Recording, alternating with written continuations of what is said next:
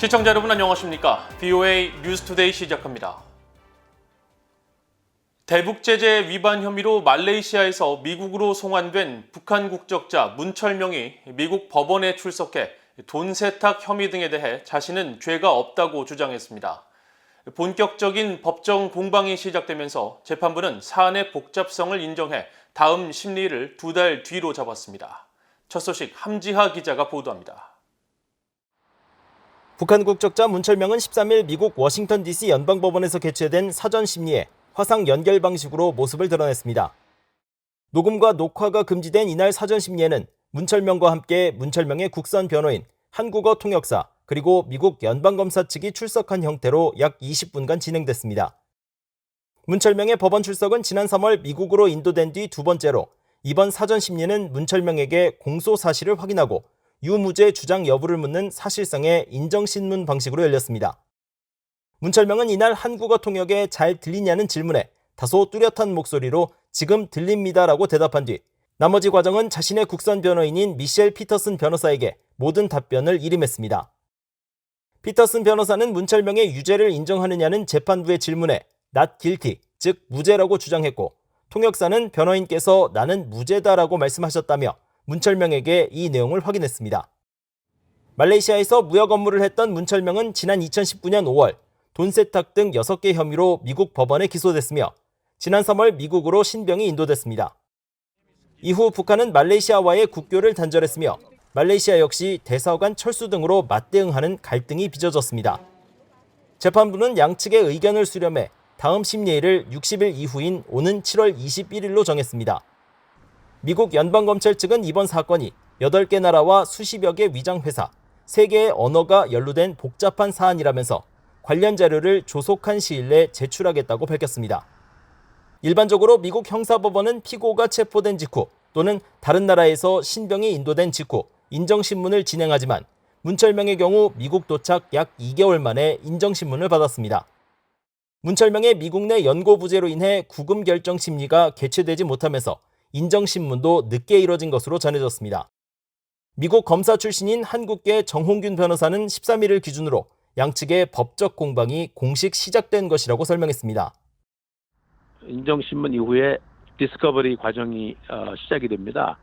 디스커버리라고 하면은 검찰이 가지고 있는 이 사건에 대한 모든 자료를 피고 변호사에게 넘겨주는 과정을 말하고 피고 변호사는 이러한 정부가 가지고 있는 모든 증거물을 입수한 뒤 분석하고 사실 여부를 피고와 함께 상의하면서 전문가들은 이번 문철명 사건이 여러 나라에서 범죄 행위가 이뤄졌고 여러 국적자들이 연루된 만큼 최종 결론까지는 최소한 1년 이상의 시간이 소요될 것으로 전망하고 있습니다. VOA 뉴스 함지하입니다. 유엔 안보리가 싱가포르 적십자사의 신종 코로나 바이러스 대응과 관련해 대북 인도주의 제재 면제 요청을 승인했습니다. 지난 1월 한국 지원단체에 이은 올해 두 번째 제재 면제인데 이번 승인으로 코로나 대응 지원 활동에 대한 제재 면제는 모두 8건이 됐습니다. 오택성 기자가 보도합니다. 유엔 안보리가 13일 홈페이지를 통해 싱가포르 적십자사의 대북 인도주의 지원 제재 면제 요청을 승인한 서한을 공개했습니다. 서한에 따르면 싱가포르 적십자사는 지난 4월 19일 신종 코로나 바이러스에 대한 대응과 관련한 대북 장비 반입에 대해 안보리가 제재를 면제해 줄 것을 요청했고 안보리는 지난 7일 이를 승인했습니다. 싱가포르 적십자사가 신청한 물품은 PRC 유전자 증폭 장비와 바이러스 검사 키트, 코로나 예방 관련 병원 물품 등 18개입니다. 해당 물품에 대한 북한 반입 가능 기한은 내년 2월까지 9개월 동안인데 이는 지난해 11월 개정된 제재 면제 이행 안내서에 따라 6개월에서 9개월로 면제 기한이 연장된 내용이 반영된 겁니다. 다만 이번에 제재 면제를 승인받은 물품이 어디에서 발송돼 북한의 어느 지역으로 반입될지 등에 대한 구체적인 내용은 공개되지 않았습니다. 싱가포르 적십자사에 대한 유엔 안보리의 제재 면제 승인은 지난 1월 한국 지원단체의 식수 공급 프로젝트에 대한 제재 면제 승인 이후 올해 두 번째입니다. 이번 싱가포르 적십자사에 대한 인도적 지원 제재 면제 승인으로 지금까지 신종 코로나 바이러스 대응과 관련해 대북 제재가 면제된 지원 사업 건수는 모두 8건으로 늘었습니다. 지난해 상반기 국경 없는 의사회와 국제 적십자사 연맹 등이 적외선 체온계와 유전자 증폭 검사 장비 등의 대북 반입에 대해 제재 면제를 받았고 하반기에는 남북경제협력연구소와 유엔 아동기금 유니세프, 국경 없는 의사회 등이 열화상 카메라, 관련 의료 장비 등의 북한 반입을 허가받았습니다. 앞서 제재를 면제받은 코로나 관련 7건의 인도주의 지원 사업 중 현재 기한이 남은 사안은 유니세프와 국경 없는 의사회 2건입니다. 하지만 코로나 방역 조치로 취한 북한의 국경 봉쇄 조치 등이 1년 넘게 이어지면서 제재를 면제받은 지원 사업이 실제 얼마나 원활하게 이루어질지는 미지수입니다. Humanitarian aid in the country has stopped, right, due to travel restrictions, due to the lack of personnel in country now. 13일 현재 유엔 안보리 홈페이지에 제재 면제 기한이 남아 진행 중인 사업은 올해 2건을 제외하고 20건입니다. 이 가운데 3건을 제외한 17건의 지원 사업 단체들이 코로나 팬데믹으로 인한 국경 봉쇄 등으로 북한 내 물품 조달에 어려움이 있다며 제재 면제 기한을 연장했습니다. VOA 뉴스 오택성입니다. 토마스 오에아 퀸타나 유엔 북한 인권 특별 보고관이 한국 정부가 시행하고 있는 대북전단 금지법에 대해 자신은 입장을 바꾸지 않았으며 이 법은 심각한 문제가 있다고 밝혔습니다. 퀸타나 특별보고관은 12일 VOA에 보낸 이메일 성명에서 일부 한국 언론이 최근 자신이 이 법에 대해 입장을 바꾼 것처럼 보도했다면서 그것은 사실이 아니며 자신의 입장은 항상 명확했다고 말했습니다. 그러면서 대북전단 금지법은 과도한 처벌 등 제재 부과에 대한 비례성과 활동 금지에 대한 모호한 문구 사용 등 심각한 문제들이 있다며 한국 국회에서 이 법에 대한 재검토가 이뤄져야 한다고 거듭 강조했습니다. 앞서 일부 한국 언론은 퀸타나 보고관이 미국 언론에 정당한 목적에 따라 대북전단 살포를 제한해야 할 최근의 필요성을 분명히 인식하고 있다고 밝혔다면서 대북전단 금지법에 대한 퀸타나 보고관의 기존의 비판적 입장을 고려하면 이례적이라고 전했습니다.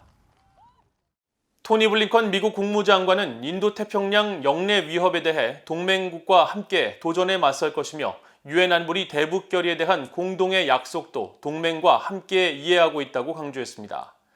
블링컨 장관은 13일 미국을 방문한 마리 스페인 호주 외무장관과 회담 직후 공동 기자회견에서 동맹인 호주 정부와 인도 태평양 영내 문제에 대해 폭넓은 협력을 이어가고 있으며 특히 유엔 안보리 대북 결의에 대한 공동의 약속도 이해하고 있다고 강조했습니다.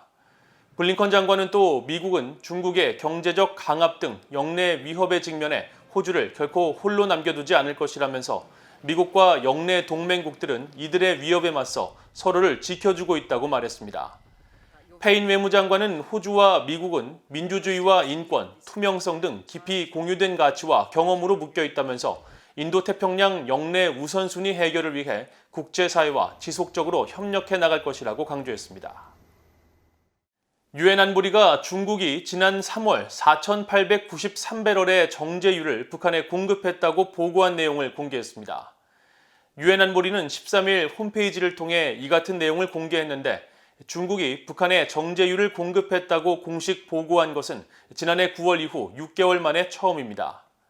앞서 중국은 지난해 9월 이번 보고 때와 거의 같은 양인 약 4,900배럴의 정제유를 공급했다고 보고했으며 이후 지난해 10월부터 올해 2월까지의 공급량은 공식 보고하지 않았습니다. 한편 러시아는 지난해 10월부터 올해 3월까지 6개월 동안 북한에 공급한 정제유가 없다고 안보리에 보고했습니다. 안보리는 결의 23975를 통해 북한에 정제유를 공급했을 경우 해달월 마지막 날 이후 30일 안에 보고하도록 명시하고 있습니다. 한국전쟁 참전 후 전사한 미군 유해 신원이 최근 추가로 확인돼 지난 2018년 싱가포르 미북 정상회담 뒤 북한이 미국에 넘긴 55개 상자에서 지금까지 모두 75구의 신원이 확인된 것으로 집계됐습니다. 미국 국방부 산하 전쟁포로 실종자 확인국 DPAA는 지난 10일 한국전에 참전했다 전사한 미군 육군 소속 엘더트 빅 상병의 신원을 지난달 14일 최종 확인했다고 밝혔고 지난 2019년 신원이 확인된 또 다른 한국전 참전 용사 아사 반스 육군 상병의 유해는 오는 13일 고향 일리노이주에서 장례를 치른 뒤 인근 캠프 버틀러 국립묘지에 안장될 예정이라고 전했습니다.